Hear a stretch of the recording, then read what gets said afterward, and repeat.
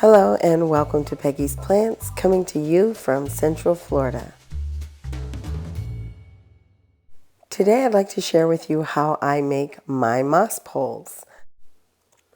I will be the first to admit that I am new to these plastic moss poles.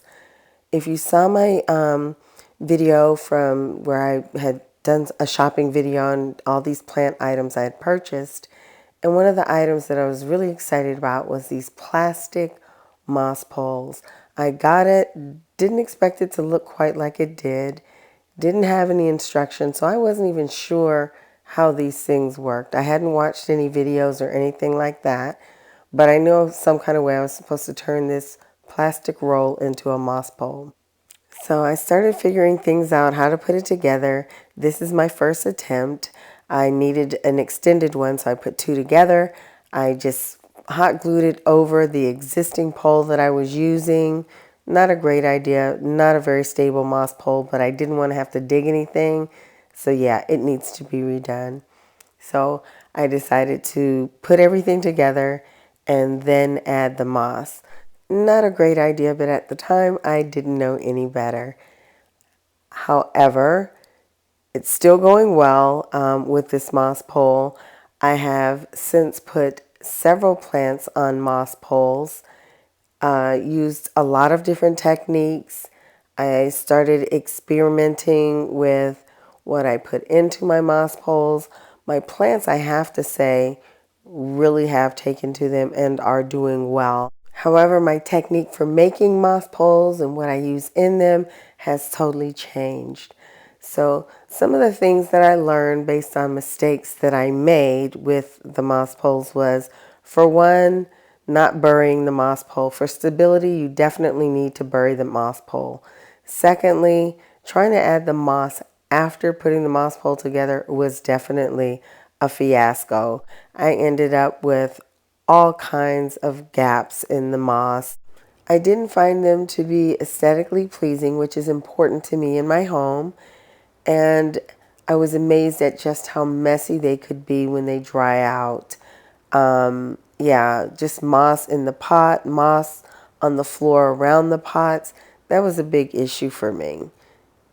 However, one thing that I did notice is that my plants were loving these moss poles. They were attaching quickly, so I had to figure out a way to continue using them but make them look better and to make them neater. So I started experimenting with different techniques. Like this one you see here is a chicken wire moss pole wrapped in burlap. Yes, I found it more aesthetically pleasing. It was much neater, but I couldn't see the roots. I couldn't see what was going on in the moss pole. So I went back to the plastic moss poles, and on this one I just glued the burlap to the front. It met all of my needs. It's aesthetically pleasing. The plant still loved it, and it was much neater. However, it took a lot of time to make this. It was messy gluing it. So back to the drawing board, where I decided to start experimenting with maybe filling them with something other than sphagnum moss. So I started using the cocoa chunks. And yeah, that didn't work. It didn't retain enough moisture, and the plants didn't seem to like it. So this is the technique that I finally settled on and is working very well for me.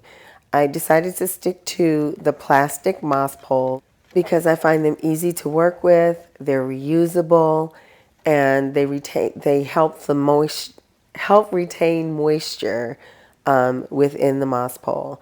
And this is a roll of burlap that I got on sale one year after Christmas. I was using it to mount my bromeliads on my tree.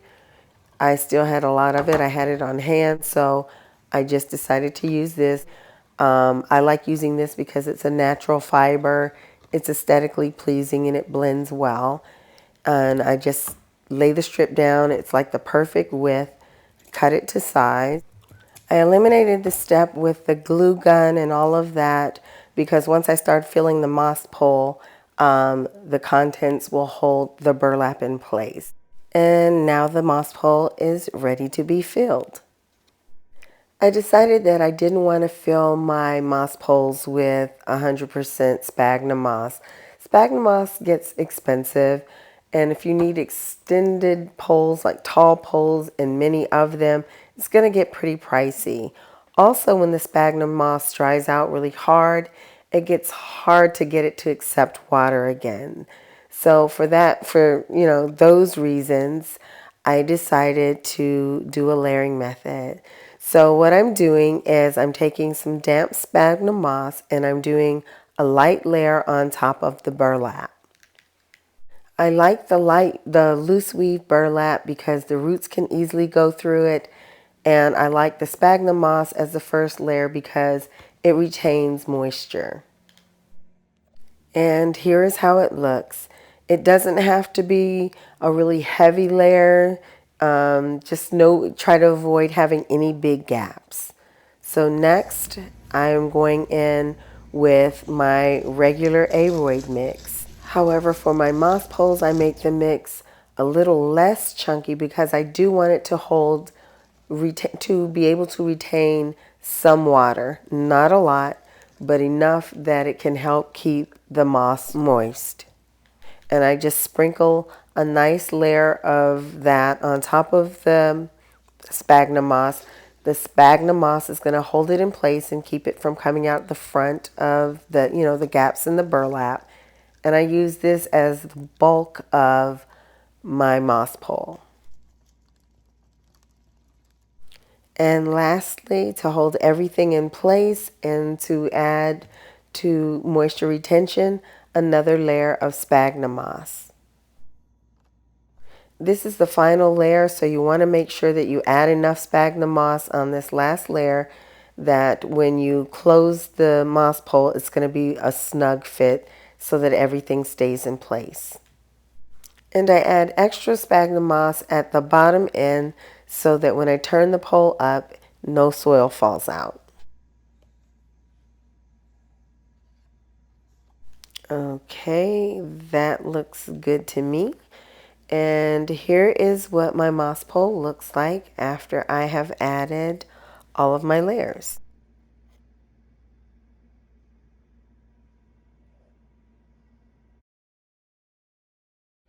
Now the only thing left to do is close up the moss pole. For some reason, this is the hard part for me. These little notches, but you have to really make sure you push them in there. I find that if I push it down and at the same time, trying to slide it in the slot, it works a little better. But yeah, you want to make sure those notches are in there really, really well so that you're not losing any material and also so that water doesn't come out. I find that that's the biggest thing. If I don't get those notches in there, that water does tend to come out of there when I water my moss poles.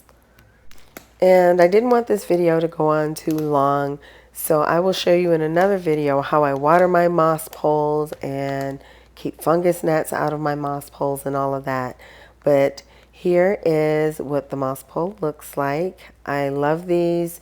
They are very functional. My plants attach easily to them, and they don't drop sphagnum moss anywhere, and I just really like the way they look. So, and here is the plant that I mounted on this particular moss pole. I don't know why I keep saying mouse pole. But anyway, thank you so much for watching today. I hope you found this video helpful. If you have not yet subscribed to my channel, I'd love to have you as a part of my plant family. So please subscribe. Don't forget to like and leave a comment. What do you think? What do you put in your moss pole? And what has your experience been with moss poles? Share your experience with us in the comments below. Thank you so much for watching. Hope to see you next time. Take care. Bye-bye.